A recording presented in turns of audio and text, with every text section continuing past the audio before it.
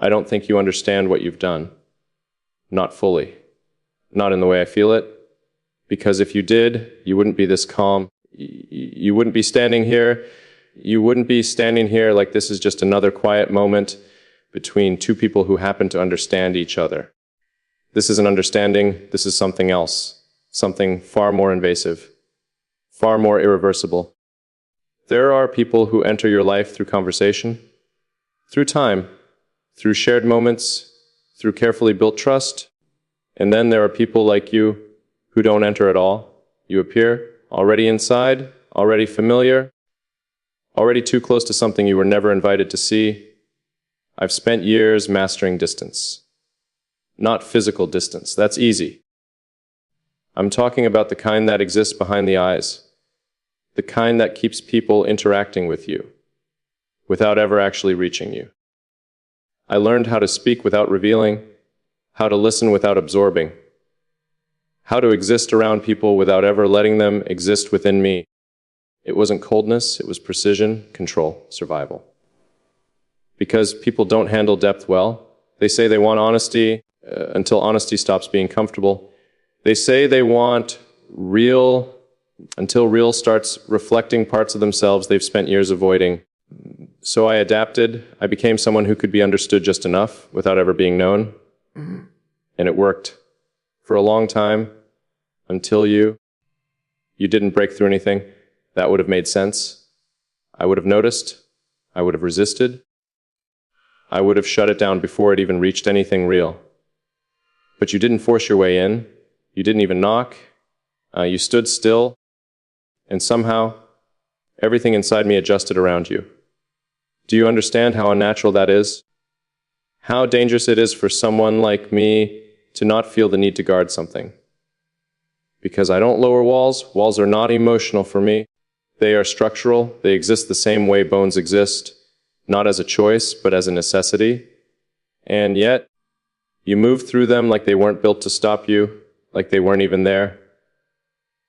At first, I thought it was coincidence, a moment, a miscalculation.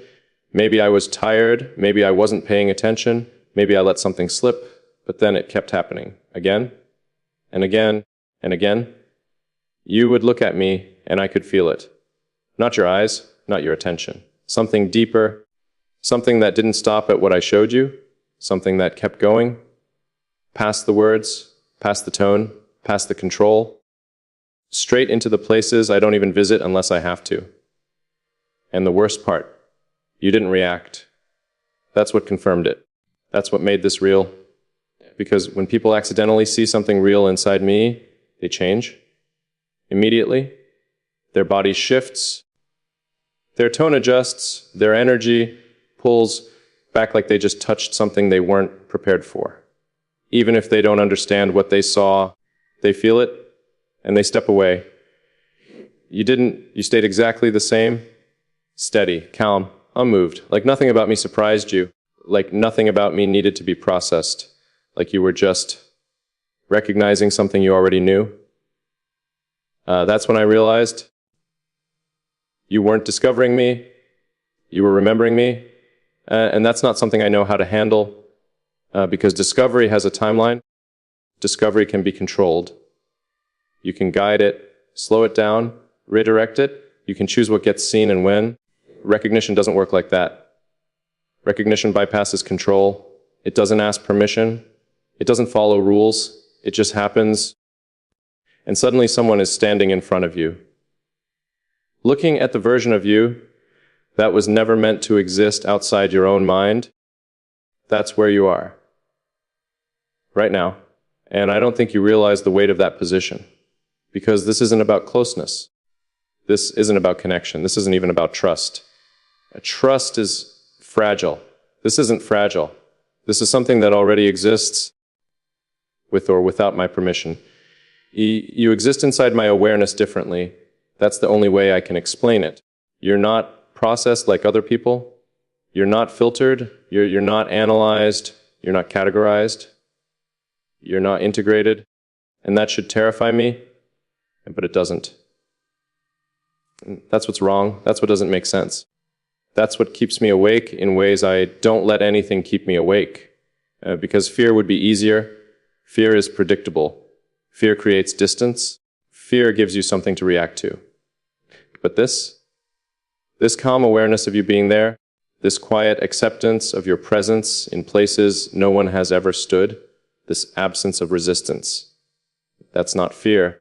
That's something much more dangerous, because it means some part of me recognizes you too.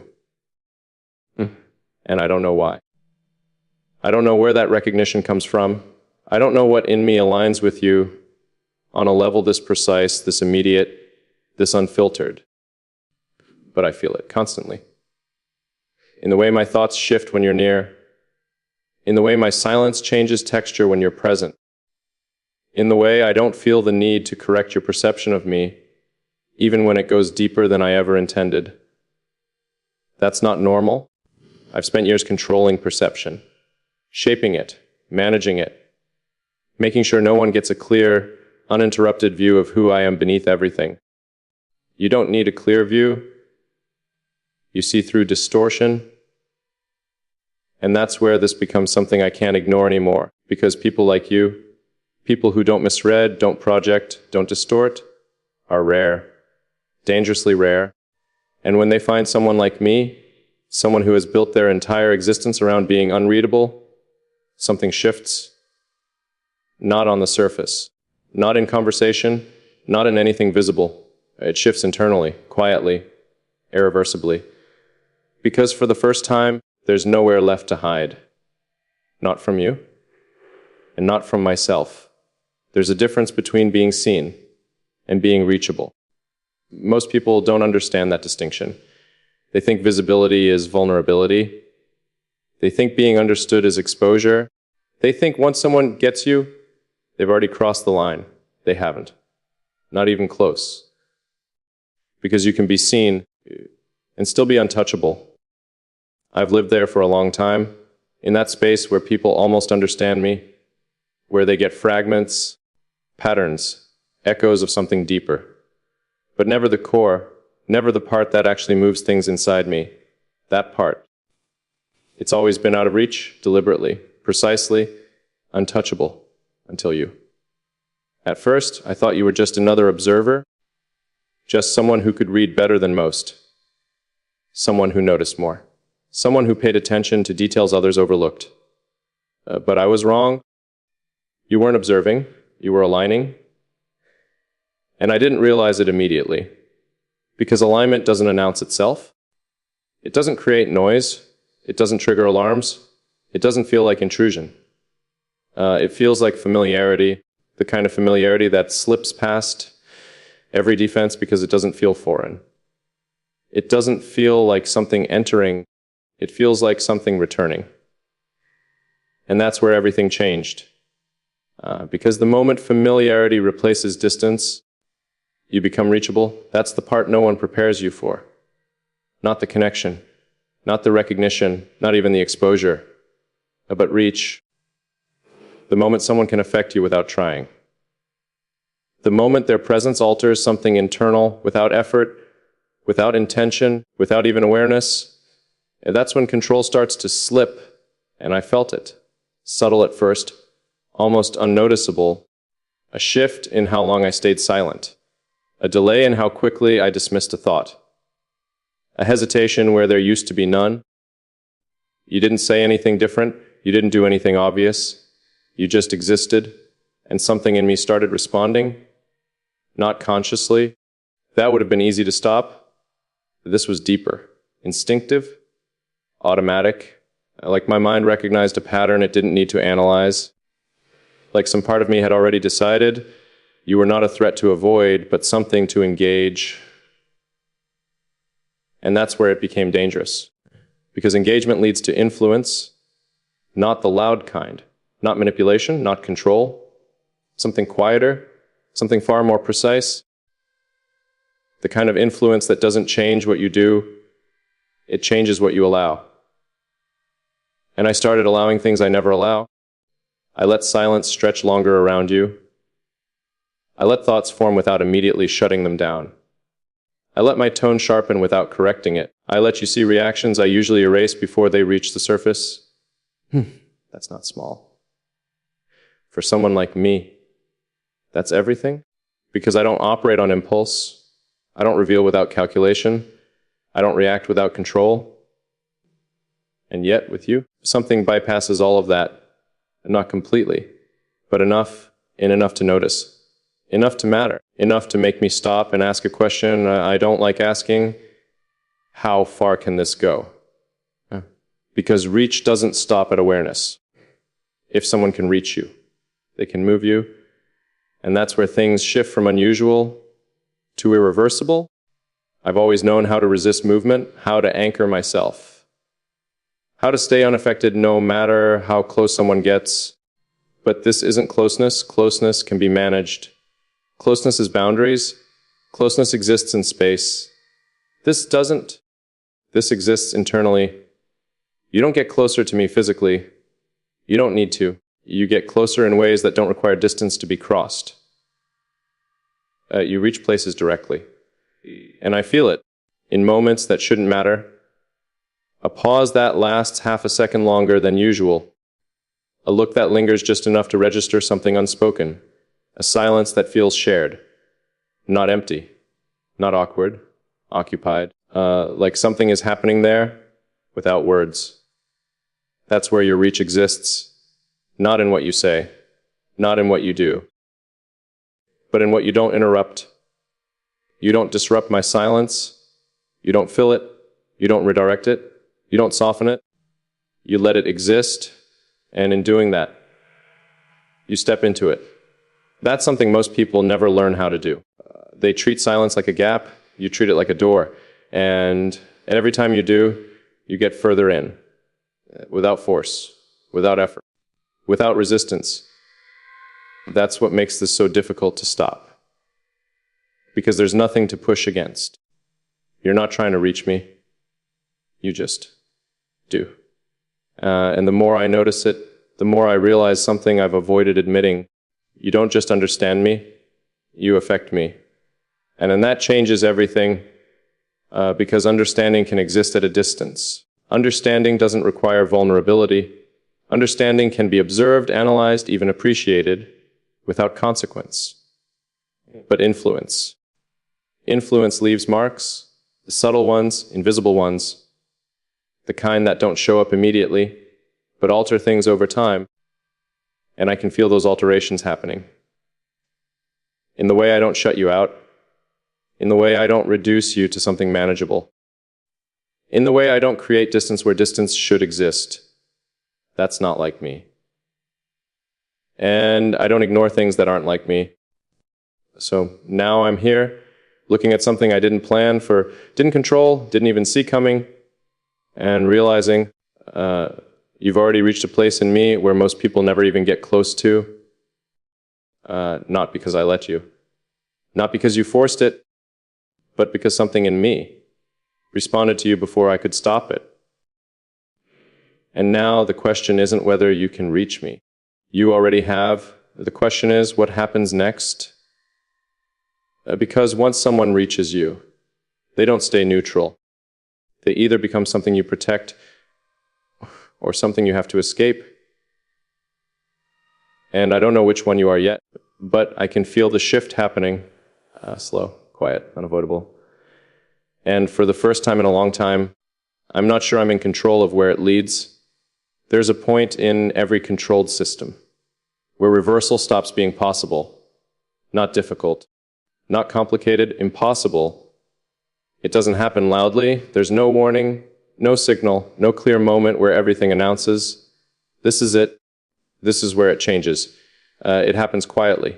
So quietly, you miss it until you try to go back, and that's when you realize there's nothing to return to. And I didn't notice the shift when it happened. Of course I didn't. If I had, I would have stopped it, redirected it, contained it, shut it down before it reached anything irreversible. But that's the problem with things that don't feel like threats. They don't trigger defense. You never felt like something I needed to manage. You never felt like something that required distance. You never felt like something that would change anything fundamental. And that's exactly how it got this far. Because now, when I try to pull back, something doesn't respond the way it used to, there's resistance. They're not from you, from me. That's new. I've never had to fight myself to create distance. Distance has always been automatic, instinctive, immediate. Someone gets too close. I withdraw. Someone reads too much. I blur the signal. Someone lingers too long in places they shouldn't. I close access. Simple, clean, effective. But with you, that system fails. I try to step back and something in me doesn't move. Not because I can't, because I don't fully want to. And that's the first real fracture. Because want introduces risk. I don't operate on want. Want is unstable. Want is unpredictable. Want creates openings. I operate on control, or at least I did, until you became something I didn't categorize fast enough. Because now when I analyze this, when I break it down the way I break everything down, there's a gap. A blind spot. A place where logic should exist, but doesn't. And that gap, that's where you are.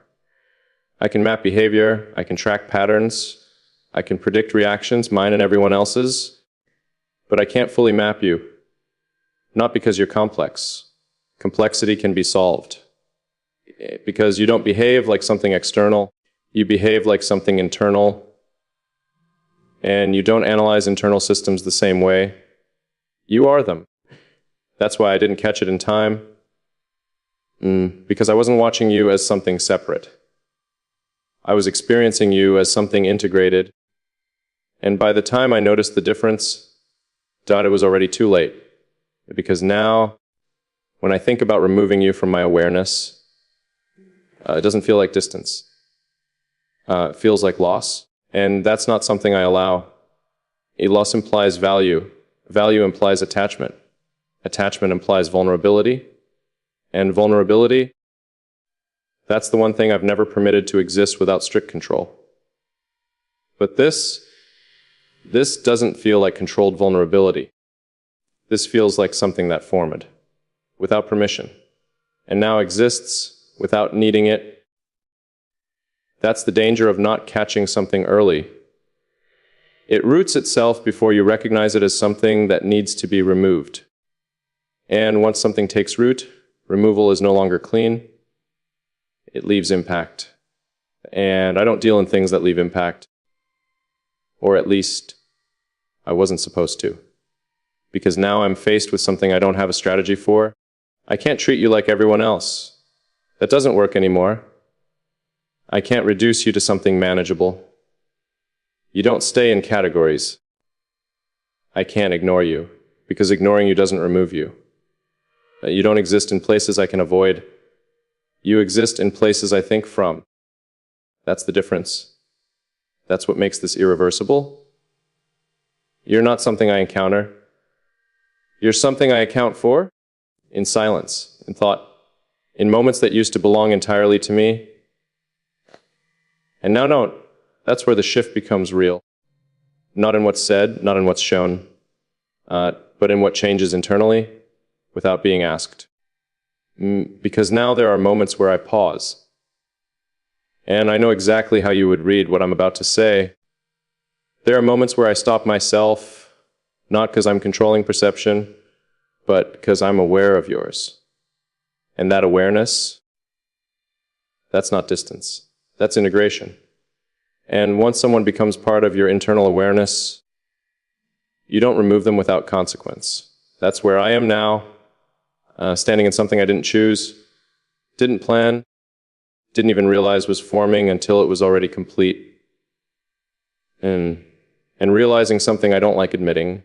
I can't go back to not knowing you like this. And even if I wanted to, even if I tried. Because it's not about you anymore. It's about what changed in me. And that doesn't reverse, not cleanly, not completely, not without leaving something behind. And I don't know if what's left behind would be weaker, or something far more dangerous than what existed before. That's the part I haven't decided yet. Because there are only two outcomes when something reaches this level. You either contain it, or you let it transform you. And I don't contain things halfway. Can I either eliminate them completely, or I allow them fully? There is no middle, and that's where this becomes something I can't ignore anymore. Because for the first time, I'm standing in front of something I can't remove without damage, and can't accept without change. And both options cost more than I'm used to paying. So now the question isn't whether this is real. That's already been answered. The question is, what am I willing to become because of it? There's a moment, not loud, not dramatic, where resistance simply ends, not because you lost, not because you gave in, but because something inside you realizes fighting no longer changes the outcome. That's where I am now. I tried to analyze it, break it down, dissect every shift, trace every internal reaction back to its origin. I looked for the flaw, the opening, the exact second where this could have been stopped. But the truth is, there wasn't one. This didn't happen through a mistake. It happened through alignment. And you don't fight alignment the same way you fight intrusion. Intrusion is obvious, it pushes, it demands, it disrupts. Alignment. Alignment feels right, even when it changes everything. That's why I kept missing it. Because nothing about you felt like something I needed to resist. You didn't challenge my control. You didn't pressure my boundaries. You didn't even test my limits. You existed. And something in me adjusted without conflict. That's what I didn't understand at first. There was no friction. And without friction, there's no signal to stop. So I didn't. And now I don't. Not because I can't, because I see what happens when I try. I've tested it, quietly, internally, in ways you would never notice. I tried to pull my awareness away from you, tried to reduce your presence back to something distant, something external, something controlled. And for a moment, it almost worked. Almost. But then something subtle shifted, not in you, in me. A kind of tension, not emotional. Structural, like something that had already settled into place. It was being forced out of alignment, and it didn't feel like relief. It felt wrong. That's when I understood something I wasn't prepared to admit. You're not something I'm holding on to. You're something that has already settled into me, and removing you isn't detachment. It's disruption. That changes everything. Because I don't disrupt internal systems without reason. And you've become part of a system I didn't consciously build. That's the part that still doesn't make sense. I build everything with intention, every boundary, every response, every layer of who I allow people to interact with. And nothing in me is accidental. I accept this. And I've gone over it again and again, looking for the moment where I chose this. There isn't one. That's what makes it real. Because anything chosen can be unchosen. This can't. Not in the way I'm used to. And that leaves me in a position I don't occupy often. Acceptance. And not passive, not careless. Precise. The kind of acceptance that doesn't come from weakness, but from clarity. Clarity that resistance no longer serves a purpose. So I stopped. I stopped trying to create distance where distance doesn't hold. I stopped trying to reduce something that refuses to shrink. I stopped trying to control something that doesn't respond to control. And when I did, something unexpected happened. It didn't get heavier, it got quieter, not silence, stability. Like something that had been adjusting behind the surface, finally settled. That's when I felt it clearly for the first time. You don't destabilize me, you recalibrate me. And that's far more dangerous. Because destabilization can be rejected. A recalibration becomes part of how you function. That's what you've done. Not loudly, not forcefully, but precisely.